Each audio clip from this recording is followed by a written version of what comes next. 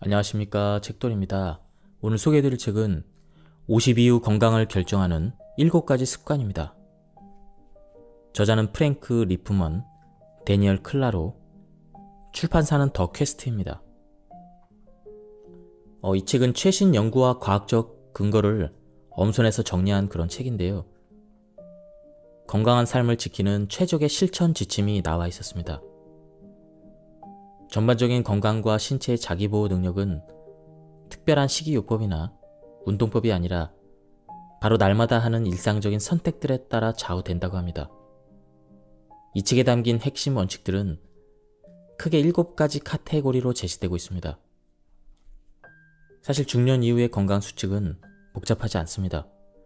적게 먹고, 더 많이 잘 자고, 간헐적으로 단식을 하고, 그리고 하루에 20분씩 명상 또는 이완 호흡을 하고, 격렬한 운동을 좀 더 부드러운 운동으로 바꾸되 되도록 많이 움직여라.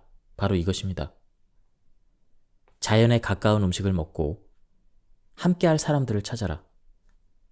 그리고 되도록 많이 맨발로 걸어라. 이러한 원칙들을 수행한다면 50 이후에도 건강한 인생을 살 수 있을 것 같습니다. 그럼 본격적으로 본문 내용을 보도록 하겠습니다. 먼저 프롤로그를 보도록 하겠습니다. 의사로 일하면서 이런 사람들을 자주 만난다. 40대나 50대인데 몸이 말을 듣지 않는다는 이야기를 하는 환자들, 체중이 부쩍 늘고 피로를 느끼고 이런저런 통증에 시달리고 전체적으로 건강이 나빠지고 있는 사람들, 이들은 점점 자주 병에 걸리고 바이러스에 노출되기만 하면 감염이 되고 회복도 오래 걸린다. 환자들은 이런 것들이 나이가 들어서 당연히 생기는 증상이라고 가정을 하고 나를 찾아온다. 그럴 때 나는 환자들에게 다음과 같은 이야기를 한다. 머리가 잘 안 돌아가고 몸이 부어있고 늘 몸이 좋지 않다고 느껴지는 증상들은 나이가 들면 당연히 찾아오는 것이 아닙니다. 그런 증상들은 조치를 취하라는 신호입니다. 당장 생활 방식을 바꿔야 합니다. 대부분의 경우 내 조언을 받아들여 생활 방식을 개선한 환자들에게는 즉각적인 효과가 나타난다. 직장에서 어떤 사람이 50세 정도라고 생각했는데 알고 보니 70대였던 적이 있지 않은가? 요가 강좌에서 만난 여성이 40대로 보였는데 어느 날 30세의 자녀를 데려와 당신에게 소개한 적이 있는가? 이 책은 당신도 그런 사람들처럼 되도록 도우려고 한다. 나이가 들어도 정말 좋아 보이는 사람들, 나이가 들어도 아름답고 건강하고 활력 있고 행복하고 섹시하고 민첩하고 튼튼한 사람들, 그런 사람들의 건강 습관을 당신도 몸에 익히도록 도우려는 것이다. 나이를 잘 먹는다는 것은 단순히 운이 아니고 복권처럼 임의로 주어지는 혜택도 아니다. 그것은 일상생활 속에서 구체적인 선택의 결과물로서 누구나 의욕을 가지고 꾸준히 실천하면 가질 수가 있다. 어떻게 나이 드는가는 당신이 지금 어떤 선택을 하는지에 달려있다. 지금 무엇을 먹고 얼마나 활발하게 움직이는가가 중요하다. 설명하자면 길어지겠지만 다음과 같이 단순하게 표현할 수가 있다. 당신의 몸과 마음에 무엇을 집어넣느냐가 신체 전반에 영향을 끼치고 신체 기능과 회복력을 결정한다. 최적의 나이 듦이란 그저 오래 사는 것을 의미하지 않는다. 최적의 나이 듦이란 행복하고 활기차며 앞으로 수십 년 동안 정말 좋아하는 일들을 할 수 있는 것을 의미한다. 장수 유전자를 잘 보살피는 일과 건강하게 나이 드는 일 모두와 관련된 개념이 호르메시스이다. 호르메시스란 작고 건강에 좋은 스트레스에 대한 신체 반응이다. 작고 건강에 좋은 스트레스란 짧은 기간 단식을 하거나 높지는 않지만 가파른 언덕을 올라가는 상황을 가리킨다. 이렇게 작은 스트레스 또는 짧은 고난은 신체에 해를 입히지 않으면서 노화에 대한 신체 방어력을 자극한다. 앞으로 우리는 호르메시스에 관한 이야기를 할 것이다. 우리가 하는 좋은 상당 부분은 호르메시스라는 쉬운 개념에 입각한 것이다. 호르메시스를 알면 자기관리에 대해서 새롭게 생각해 보게 된다. 지금부터 당신은 음식, 운동, 기운과 관련된 작은 스트레스를 찾아 다녀야 한다. 작은 스트레스에 부딪히는 것은 즐기듯이 그리고 주도적으로 웰니스에 다가가는 길이며 추운 날 아침 개를 산책시키려고 바깥으로 나가는 것과 같은 의무적인 일들을 긍정적으로 바라보는 좋은 방법이기도 하다. 건강하게 나이 들기 위한 가장 중요한 원칙은 무조건 적게 먹는 것이다. 45세 정도가 되면 우리 몸은 예전만큼 많은 칼로리를 필요로 하지 않는다. 우리 몸은 이제 새로운 것을 만들어내지 않고 지금 가지고 있는 것을 보호하고 보존할 뿐이어서 연료가 적게 필요하다. 최근에는 칼로리 섭취량을 30% 줄인 사람들이 더 오래 살고 노년기에 질병에 걸리지 않는다는 연구 결과가 나왔다. 이 연구에서는 실험 참가자들이 어떤 음식을 먹는지를 전혀 고려하지 않고 오직 먹는 양만 계산했다. 단 하나의 변화만으로도, 그러니까 소식을 하고 5년 단위로 식사량을 조금씩 줄이기만 해도 확실한 결과를 얻을 수 있는 것이다. 음식을 적게 소비하면 몸 안의 기관들의 부담이 덜 간다. 소식을 하면 몸이 처리할 일이 줄어들고 버려야 할 노폐물도 적어진다. 몸의 일거리가 줄어들면 남은 에너지를 신체 전반의 기능을 수행하는 데 사용할 수가 있다. 당연한 말이지만 칼로리를 줄이는 효과적인 방법 중 하나는 탄수화물과 정제 탄수화물을 줄이는 것이다. 빵과 파스타, 밥과 같은 흰색 음식들, 이것들은 기본적으로 영양소가 적을 뿐만 아니라 몸에 해로울 수도 있다. 대부분의 사람은 나이가 들면 탄수화물을 잘 소화하지 못한다. 그래서 고령층의 당뇨 발병률이 높은 것이다. 먼저 배가 80% 정도 찰 때까지만 먹는다는 단순한 규칙을 지켜보자. 공복을 채우는 것과 바지 단추를 풀어야겠다고 느낄 만큼 배부르게 먹는 것은 다르다. 이것 하나만 지켜도 삶이 달라진다. 저녁부터 아침까지 16시간 단식을 해보자. 짧은 단식은 여러 가지 이유에서 이롭다. 첫째 이유는 칼로리 섭취가 감소한다는 것이다. 일정한 시간 동안 아무것도 먹지 않으면 자연히 전체 식사량이 줄어든다. 둘째, 소화기는 휴식하고 충전한 다음에 더 잘 작동한다. 그리고 소화에 끊임없이 에너지를 투입하지 않을 때 몸에서 자체 수리가 잘 진행된다. 셋째, 단식은 인슐린이나 성장 호르몬처럼 노화와 체중 영향을 끼치는 중요한 호르몬들을 크게 변화시킨다. 넷째, 단식은 장수 유전자의 경로를 자극하는 유익한 작은 스트레스에 포함된다. 다섯째, 단식을 하면 자가 포식이 시작된다. 이것은 정말 중요한 이유이다. 자가 포식은 세포의 해독에 해당되는 과정으로 면역력을 키우고 건강하게 나이 들기 위해서 반드시 필요하다. 일주일에 2~3번 저녁을 일찍 먹고 다음날 아침을 조금 늦게 먹어서 두 끼니 사이를 16시간까지 벌어지도록 해보자.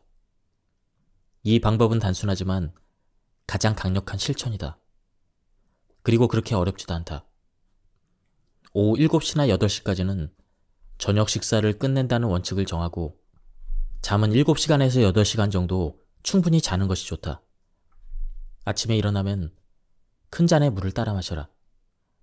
그리고 나서 11시나 12시에 영양가가 풍부한 음식으로 식사를 하면 된다. 면역 체계의 70%는 뱃속에 있다. 나이가 들수록 장내 마이크로 바이옴을 건강하게 유지하는 것이 중요해진다.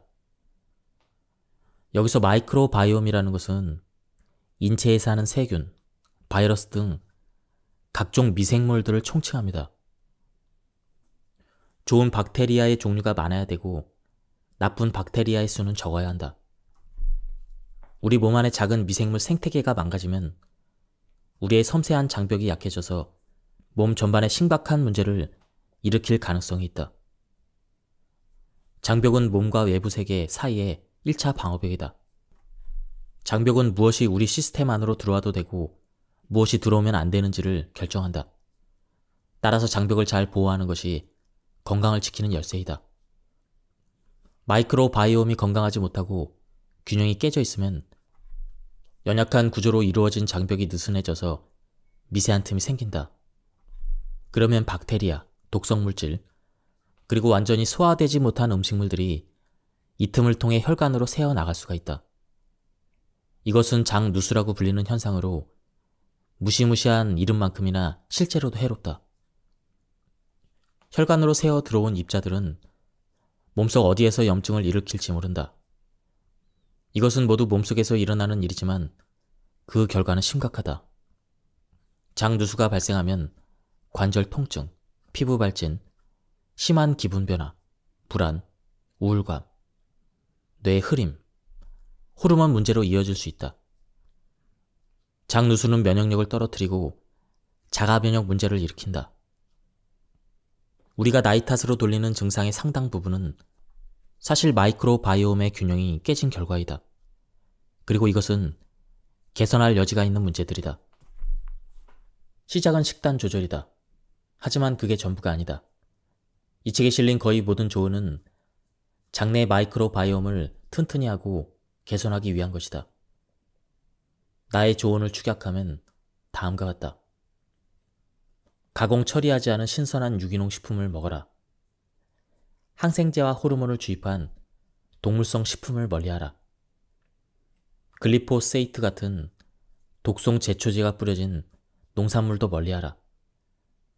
당신의 몸에 프리바이오틱스, 즉 유산균의 먹이가 되는 마늘, 양파, 파, 아스파라거스 등을 섭취하라.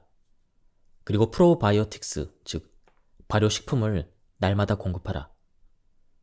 잠을 잘 자고 수분을 충분히 섭취하고 명상을 하고 항생제는 꼭 필요할 때만 사용하고 넥시움, 즉 식도염 증상을 완화하는 처방약, 이런 위장약을 장기간 복용하지 마라.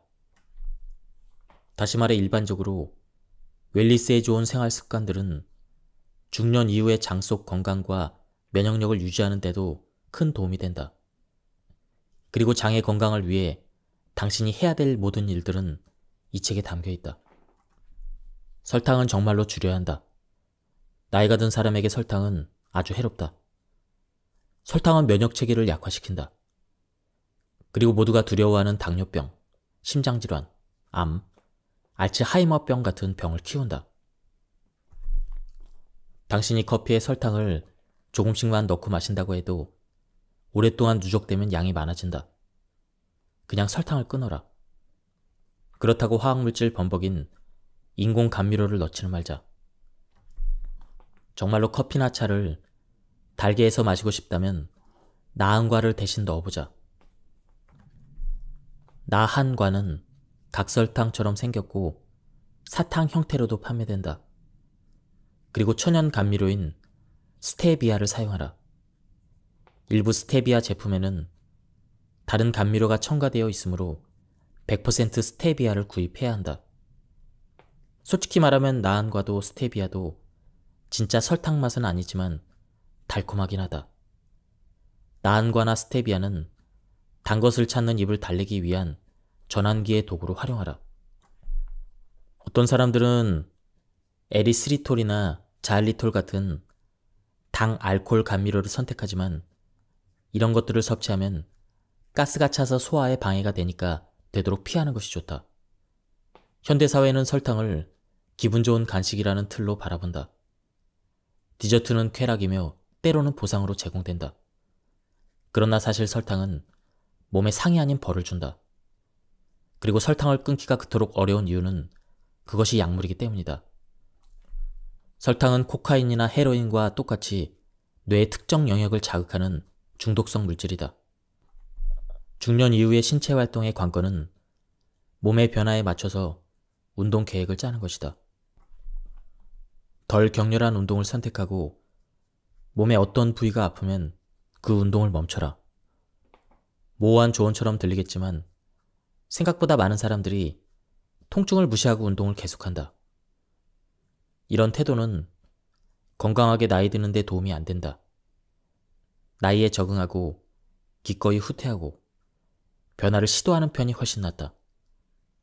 달리기를 할 때 통증을 느낀다면 자전거 타기로 바꿔보자. 자전거를 못 타게 되면 수영을 하라. 고난이도 요가 동작을 했더니 몸이 아프다면 그런 동작을 하지 마라.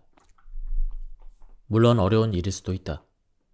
사람들은 자신의 운동 능력에 애착을 가지고 있으며 그 운동 능력을 자신의 정체성의 일부로 간주하기 때문이다. 하지만 운동 능력은 밀어붙이는 것보다 보존하는 것이 중요하다. 당신이 30대 때 철인처럼 튼튼했더라도 50대에는 철인이 아닐 수 있다는 사실을 받아들여야 한다. 그리고 근육과 관절은 평생 써야 하므로 근육과 관절이 다 닳기 전에 신중하게 생각하라. 90세에 얼마나 잘 걸을 수 있느냐는 지금 몸을 어떻게 보살피느냐에 달려있다. 몸을 움직이기를 좋아하고 육체적 한계를 뛰어넘기를 즐기는 사람들에게 가장 중요한 일은 몸이 하는 말을 잘 듣고 그 말에 따르는 것이다. 몸을 많이 움직이지 않는 사람들의 경우 지금 당장 운동을 시작해야 한다. 아직 늦지 않았다. 하루 10분 동안 경사가 완만한 언덕을 오르는 것부터 시작하자. 그리고 일주일에 5분씩 시간을 늘려서 하루 30분으로 만들어보자. 이완 휴식 요가를 시작하거나 관절의 부담이 적은 수영 강좌를 신청하는 것도 좋다. 편안하게 시작하고 끈질기게 노력하라. 당신을 활동적인 사람으로 변화시키는 일은 그리 오래 걸리지 않으며 힘이 많이 들지도 않는다. 그리고 중년 이후의 삶을 사는 우리 모두에게 하루 내내 움직일 기회를 찾아보고 기쁜 마음으로 움직이자. 조금 일찍 지하철을 타고 일찍 내려서 사무실까지 걸어가 보자. 버스에서 한두 정거장 앞에 내려서 집까지 걸어가 보자. 건물의 위층으로 올라갈 때는 엘리베이터를 타지 말고 계단을 이용하자. 그러나 내려갈 때는 하지 말아라. 계단을 내려가거나 언덕을 내려가는 운동은 무릎에 부담을 준다. 점심시간을 신체 활동으로 바꿔보자. 반드시 힘이 많이 드는 운동일 필요는 없다. 자주, 꾸준히 실행 가능한 활동을 하자. 많이 움직이는 사람이 되자. 앞에서 우리는 호르메시스라는 개념을 언급했다. 호르메시스란 짧고 강렬한 신체적 스트레스가 생명체에 유익하게 작용하는 현상이다. 호르메시스를 일으키고 장수 유전자의 경로를 활성화하는 방법 중 하나는 적당한 운동을 주로 하면서 강도 높은 운동을 잠깐씩 배합하는 것이다. 언덕 오르기, 자전거 타기, 노젓기, 수영 같은 운동을 할 때 그 운동 시간 중 일부를 짧고 규칙적인 고강도 운동에 할애하라. 강도가 얼마나 높아야 할까? 운동의 적정 강도를 판별하는 하나의 기준은 그 운동을 하면서 말을 할 수 있는지의 여부이다. 운동 중에 호흡이 어렵지 않아서 대화를 이어갈 수 있을 정도면 적당한 운동이다. 따라서 너무 힘들어서 수다를 떨지 못할 정도여야 고강도 운동이 된다. 잠깐씩 짧게 고강도 운동을 하는 방식을 고강도 인터벌 트레이닝이라고 한다. 약자로 히트라고 부른다. 히트라고 하면 아주 전문적인 용어 같지만 누구나 자신에게 맞는 히트를 스스로 만들어낼 수가 있다. 대부분의 운동에 적용 가능한 단순한 방법은 다음과 같다. 1분 동안 운동 강도를 높이고 1분 동안 고강도 운동을 하고 3분 동안 원래 강도로 돌아간다. 이 패턴을 반복한다. 당신이 히트 방식을 처음 시도한다면 평소에 하던 운동을 하면서 이 패턴을 3회 반복하라. 그리고 나서 익숙해지면 더 강도 높은 운동을 삽입하라.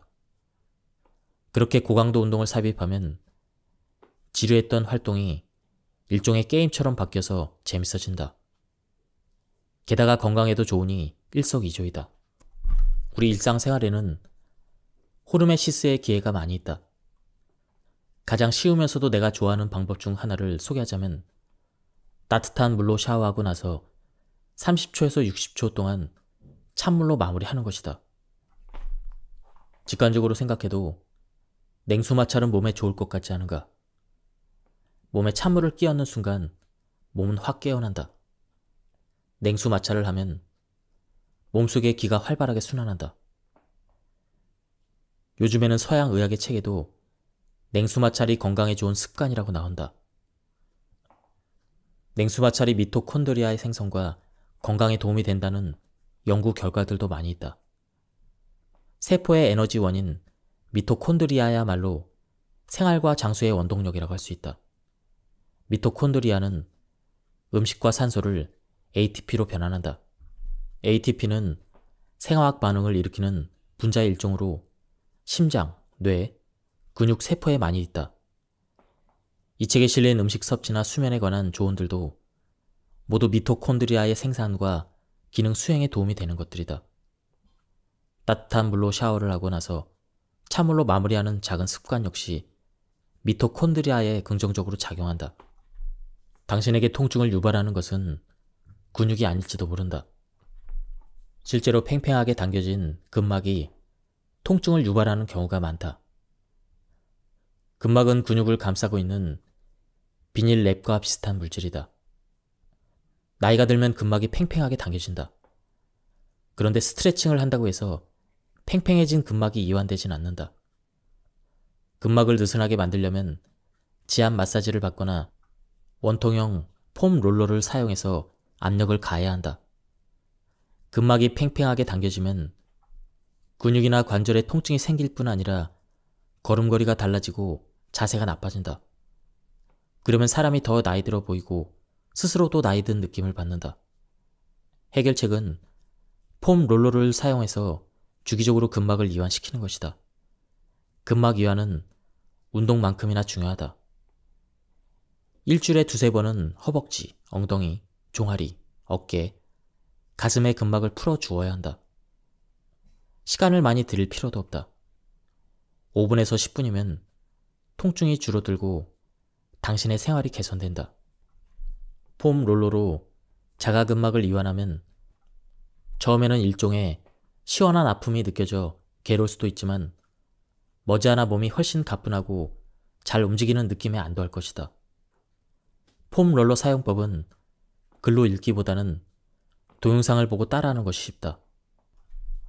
유튜브에는 폼 롤러 사용법을 단계별로 설명해주는 훌륭한 동영상이 많으니까 여러분에게 잘 맞는 것을 찾아보자. 폼 롤러를 거실이나 TV를 보는 장소, 빈둥거리는 장소에 놓아두고 시시때때로 근막을 이완할 수 있도록 전략을 세워보자. 예를 들어 소셜미디어를 훑어보고 싶을 때마다 자가 근막 이완을 먼저 한다는 규칙을 정해보자. 오전이나 오후, 운동 전이나 운동 후에, 그리고 전화통화를 거는 시간에 폼 롤러로 근막을 풀어주는 방법도 있다. 폼 롤러 사용을 습관화하자. 근막 이완을 많이 할수록 몸이 가뿐해진다. 마그네슘을 챙겨 먹자. 미네랄의 일종인 마그네슘은 중년 이후의 건강에 반드시 필요한 영양소이다. 마그네슘은 우리 몸속에 있는 300가지가 넘는 효소의 신진대사에 관여한다. 마그네슘은 면역체계를 지원하고 혈압을 낮추고 뇌와 심장의 기능 수행을 돕고 긴장을 완화하고 밤에 잠이 잘 오도록 해준다. 장수를 원하는 사람들에게 질 좋은 수면은 황금과 같다. 마그네슘이 많은 음식으로는 시금치, 호박씨, 검은콩, 가자미 등이 있다. 그러나 건강한 음식을 챙겨 먹는다 해도 사람들의 80%는 마그네슘이 부족하다고 한다. 그러니 마그네슘 보충제를 섭취하자.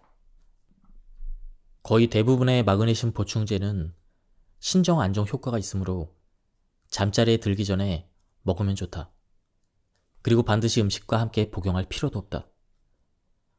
글리신산 마그네슘 또는 트레온산 마그네슘, 이런 마그네슘을 300에서 500mg 복용하자. 변비가 있는 사람은 밤에 구연산 마그네슘을 400에서 600mg 복용하고 자면 다음날 아침에 문제가 해결된다. 그리고 될 수 있으면 산화 마그네슘은 피하라고 합니다. 자연 상태에 최대한 가까운 음식을 먹어라. 우리는 거의 항상 자연에서 얻은 신선한 음식만을 먹어야 한다. 진짜 음식, 그러니까 냉장고에 넣지 않으면 금방 상하는 음식을 먹자. 상자와 캔, 밀봉된 비닐봉지에 담겨 나오는 오싹할 정도로 유통기한이 긴 식품들은 멀리하자. 사실 자연 그대로의 식품을 먹자는 것은 단순한 원칙이다. 그래도 이 원칙을 강조하는 것은 우리가 신경을 쓰지 않으면 정반대로 행동하기 십상이기 때문이다. 가공된 식품이란 흔히 건강에 좋지 않은 음식으로 생각되는 정크 푸드만을 의미하는 것이 아니다. 포장 용기에 담긴 음식, 영양성분 표시가 되어 있는 음식의 대부분은 가공식품이다. 우리가 평소에 먹는 음식 중에는 가공식품이 많이 있다. 그런 가공식품을 멀리하고 자연에서 얻은 재료, 너무 말끔하게 다듬어지지 않는 재료, 방금 수확했거나 바다에서 막 건져 올린 재료로 만든 정말로 신선한 음식을 가까이 하자. 최대한 자연에 가깝고 거주지에서 가까운 곳에서 생산된 재료로 음식을 만들어 먹자. 보통은 음식 자체가 아니라 식재료를 키우는 방식이 문제이다. 우리는 어떤 종류의 음식이든 변형이 가장 적고 농약이 가장 적게 뿌려진 식재료를 사용해야 한다. 유기농 식재료를 선택하는 것은 중요한 일이다. 탄수화물이 아니라 지방을 태우는 몸 만들기. 45세가 넘으면 대다수의 사람들은 탄수화물 불내성이 점점 강해지기 때문에 탄수화물 의존은 심각한 문제가 된다. 나이가 들면 몸이 탄수화물 대사를 예전처럼 효율적으로 해내지 못하기 때문에 당뇨에 걸릴 위험이 높아진다. 또 전분질 음식은 염증을 일으킨다. 그리고 놀랄 일도 아니지만 탄수화물 음식은 체중을 증가시키고 특히 복부 비만의 원인이 된다. 해결책은 식습관을 바꿔서 몸을 지방에 적응시키는 것이다. 다시 말해 탄수화물을 에너지원으로 사용하기보다는 지방을 에너지원으로 사용하는 습관을 들이는 것이다. 그런 습관을 들이려면 녹색 잎채소와 자연에서 얻은 건강한 지방, 일정량의 단백질을 먹고 탄수화물은 아주 소량만 섭취해야 한다. 견과류, 샐러드, 달걀, 아보카도, 전분 없는 채소, 목초를 먹여 기른 육류, 기름진 생선을 먹어라. 건강한 지방, 그러니까 몸에 좋은 지방은 탄수화물보다 훨씬 나은 에너지원이다.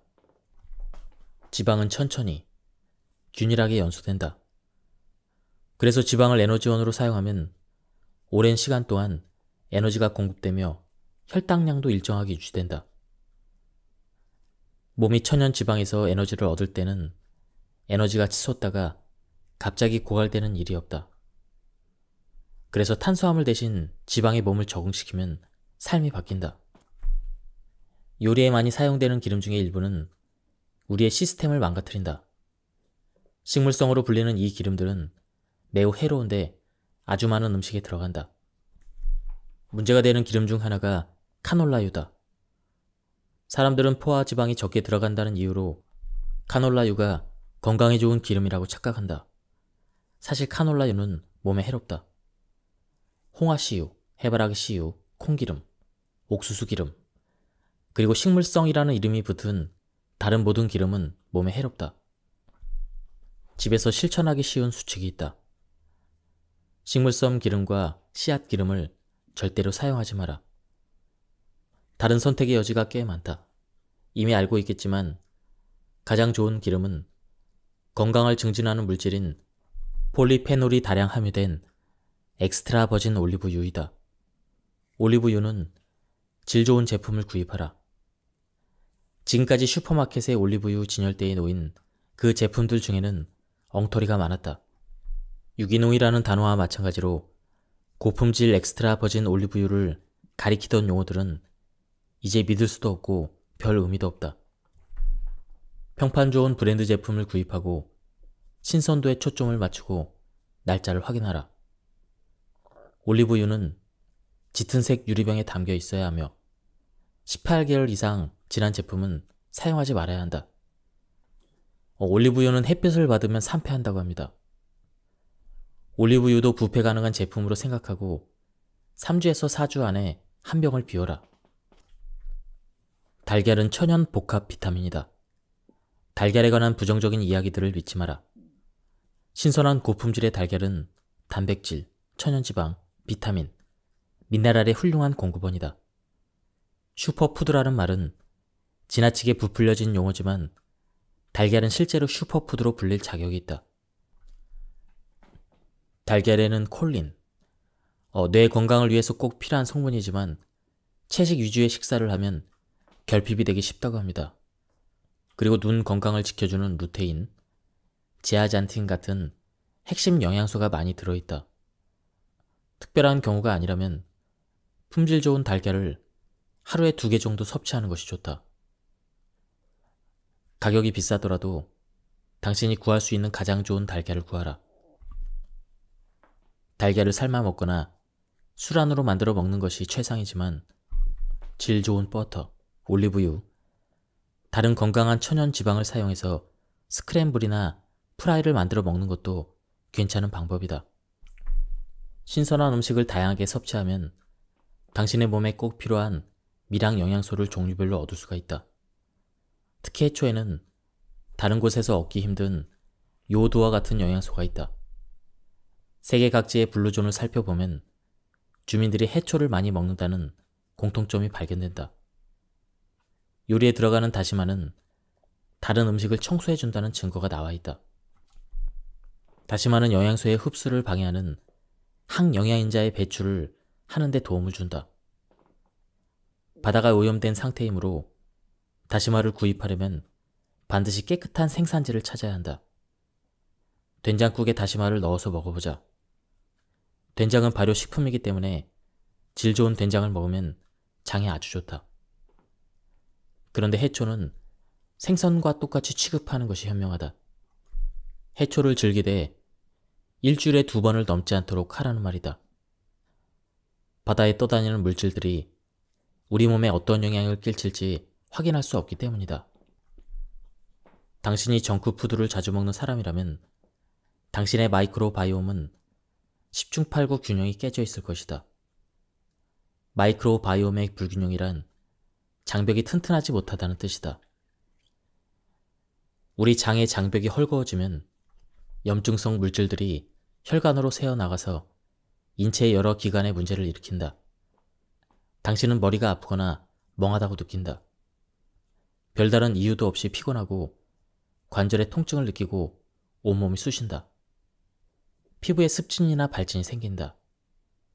점액이 나오고 얼굴이 붓는다. 체중이 증가하고 마음이 불안해진다. 그리고 만성적인 염증이 면역 체계를 약화시켜서 암, 심장질환, 당뇨, 비만, 관절염, 알츠하이머병 발병을 높인다. 만성적인 염증은 처음부터 증상으로 나타나지 않을 수도 있지만 여러 질병의 숨은 원인이 된다. 뇌병변과 정신장애도 만성 염증에서 비롯되는 질병에 속한다. 다시 말해 염증은 당신도 모르는 사이에 당신의 몸에 해를 입힌다. 그래서 당신은 이 책에 나오는 염증을 줄이는 생활 방식을 따라야 한다. 염증은 노화의 주된 원인이다. 중년 이후에 당신의 몸은 예전처럼 신속하게 회복되지 못하기 때문에 해를 입히지 마라. 식물성 기름으로 튀겨낸 음식, 흰 빵과 파스타, 가공 탄수화물, 설탕이 첨가된 음료, 밀집형 사육 방식으로 생산된 육류, 이런 음식은 모두 염증이라는 형태로 몸에 해를 입힌다. 이런 음식을 피하고 몸의 자연 상태에 가까운 신선한 음식을 먹다 보면 훨씬 건강해진 느낌을 받을 것이다. 그리고 건강한 모습으로 나이 든다. 사골 국물은 장에 난 구멍을 치유해준다. 뭐라고 부르든 간에 뼈를 고아서 만든 국물은 확실히 장점이 있다.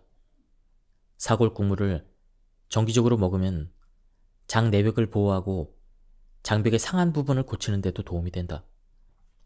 집에서 사골국을 직접 만들면 영양가가 훨씬 많고 치유력도 높아진다. 중요한 것은 당신이 사용하는 재료의 품질이다. 항생제와 호르몬을 주사하지 않고 목초를 먹여서 키운 동물의 뼈를 구입해서 아주 오랫동안 뭉근히 끓여야 한다. 근육량 유지는 결정적이다. 대다수 사람은 40세가 넘으면 매년 1%의 근육을 잃어버린다. 그래서 70세가 될 무렵이면 우리는 20대 때 근육량의 절반 정도만 가지고 활동해야 한다. 이것은 나이듦의 자연스러운 과정으로 근감소증이라고 불린다. 중년 이후에도 건강하게 지내려면 근감소를 최소화해야 한다. 50대 후반까지는 근감소증을 크게 걱정하지 않아도 된다. 당신 자신을 잘 돌보고 운동을 하면 대개는 괜찮다. 60에서 65세 정도부터는 단백질 섭취량을 25% 정도 늘려야 한다. 설령 동물성 단백질 섭취량이 는다 하더라도 그렇게 해야 한다. 퍼즐의 다른 조각은 근력 운동이다. 일상생활 속에서 끌기와 물건 들어올리기 같은 저항성 운동을 하면 근육량을 유지하는 데 도움이 된다. 근력 운동이란 단순히 뭔가를 들어올리는 운동이 아니다. 근력 운동은 저항성이 있는 모든 활동을 가리킨다. 나이가 들면 가벼운 물체를 가지고 연습하는 것이 좋다. 근육이 일을 하지만 관절에 통증이 생기지 않는 안전한 운동을 하자. 다음날 약간 욱신거릴 정도라면 충분히 열심히 운동한 것이다. 적어도 일주일에 2번은 어떤 방식으로든 근력 운동을 하자. 이제는 다치지 않는 것이 중요하다. 나이가 들면 회복이 어려워지고 회복 속도도 느려진다. 그래서 부상을 예방하는 데 집중해야 한다. 물론 나이 들어서도 땀이 쭉 빠지는 힘든 운동을 즐기고 그런 운동에서 쾌감을 얻는 사람도 있다. 그래도 극한까지 밀어붙이진 마라. 운동을 지나치게 열심히 하는 것도 몸에는 스트레스로 작용한다. 그리고 스트레스가 너무 많으면 부상으로 이어지거나 면역 체계를 긴장시킬 우려가 있다. 당신이 가진 능력의 80% 선에서 무리가 가지 않게 운동하라. 그리고 당신의 일상생활 중 어떤 행동이 몸을 상하게 만드는 것 같으면 그 행위를 중단하라. 적절한 운동을 오랫동안 지속하기 위한 요령은 다음과 같다. 스트레칭을 하고 근막 이완 운동과 준비 운동을 하자. 운동을 하다가 아프다면 어디가 왜 아픈지를 관찰하자. 우리는 통증과 고통에 금방 익숙해진다. 몸이 스스로를 보호하기 위해 적응하기 때문이다. 아프다면 기다리지 말고 당장 조치를 취하라. 튼튼한 몸과 민첩한 움직임을 유지하면서 당신이 좋아하는 운동을 계속하려면 상황이 심각해지기 전에 문제를 인식해야 한다. 아픈 곳이 있는데 휴식을 취해도 나아지지 않는다면 전문가의 도움을 받아야 한다. 가만히 앉아서 기다리지 말고 최대한 빨리 전문가를 찾아가자. 부상을 예방하기 위해 당신의 자세와 습관을 확인하라. 나이가 많든 적든 부정확한 동작을 반복하면 몸에 해롭다.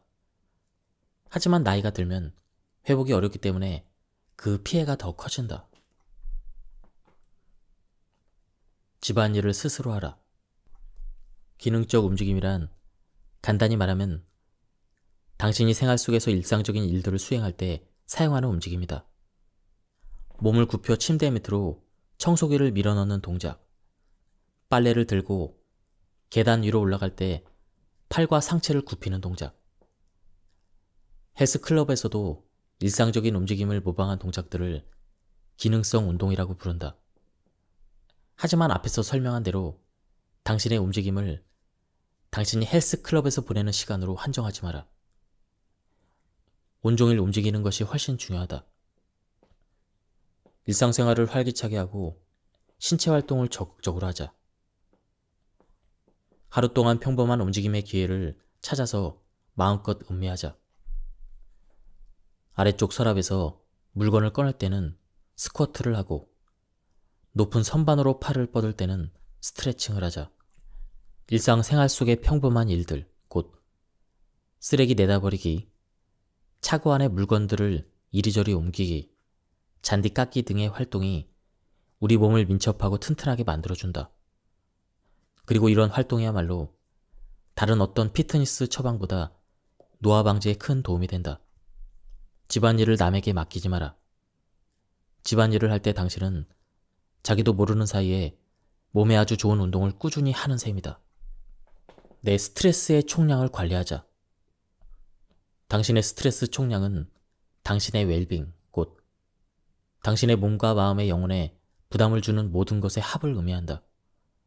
스트레스 총량은 당신의 전반적인 건강에, 특히 면역체계에 영향을 끼치기 때문에 아주 중요한 개념이다.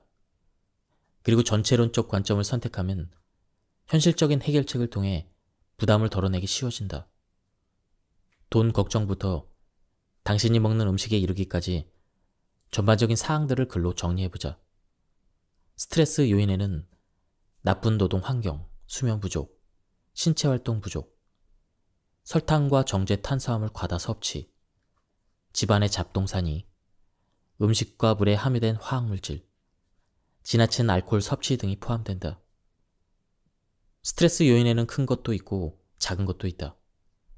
실직, 중요한 사람과의 관계 문제, 떨쳐내지 못하는 원망, 불편한 신발, 디지털 생활에서 느끼는 불안, 고독감, 가족 걱정, 만성적인 부상, 항상 일만 하고 휴식할 시간이 없다는 것, 심지어 지하실로 내려가는 계단이 삐걱거리는 것도 모두 스트레스의 요인이다. 스트레스의 총량을 따지는 이유는 당신에게 해를 입히는 것들 중 상당수는 교정이 가능하기 때문이다. 쉬운 목표부터 달성해보자. 낡은 매트리스 때문에 잠을 푹 자지 못하는가? 자연에서 보내는 시간을 거의 못 가져서 자연 결핍 장애에 시달리는가? 간식으로 가공식품을 먹는가? 소셜미디어 때문에 밤 늦게까지 깨어있는가? 정수하지 않은 물을 마시고 있는가? 충분히 웃지 않고 살고 있는가? 어떤 것부터 변화시킬 수 있겠는가? 서로 관련이 없어 보이는 요소들이 모두 하나의 기계에 연료를 공급하고 있다. 그 기계는 바로 당신이다. 하나라도 변화가 생기면 기계의 성능이 조금 개선된다. 그러면 다음 변화는 더 쉬워진다. 모든 것을 한꺼번에 바로잡을 필요는 없지만 시간이 흐를수록 당신의 스트레스 총량이 점점 작아지도록 노력하라.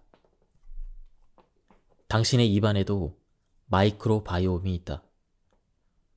나이가 들면 치아 건강이 매우 중요해진다.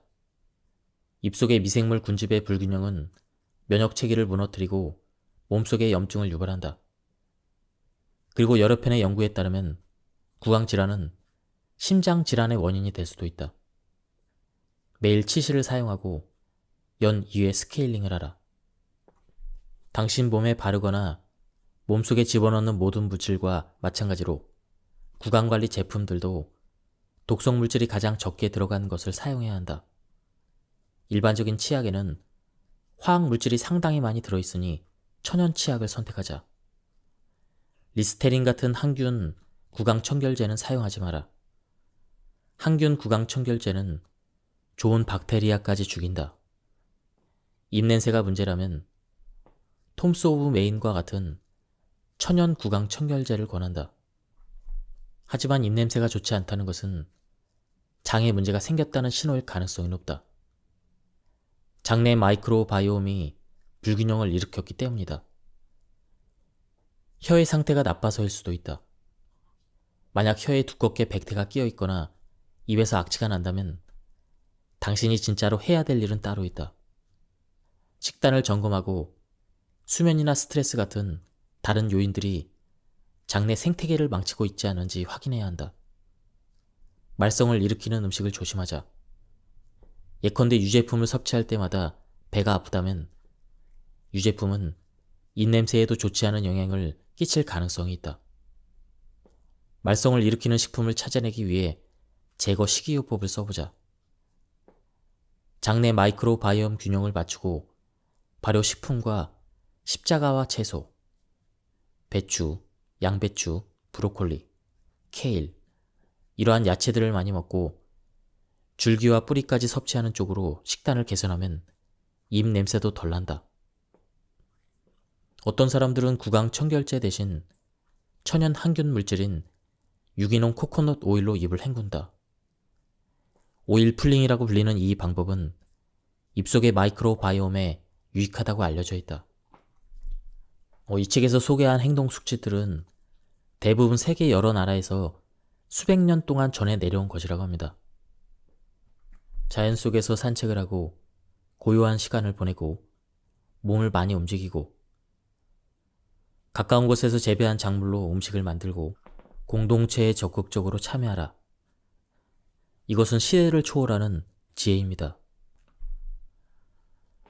지금까지 이 책에 대한 리뷰로도 마쳤습니다. 이 책은 가독성이 굉장히 좋았고요. 술술 잘 익혀지고 그리고 이해하기 쉽게 잘 쓰여진 그런 책이었습니다. 한번 책을 구해서 읽어보실 것을 추천드립니다. 여기서 리뷰를 마치도록 하겠습니다. 감사합니다.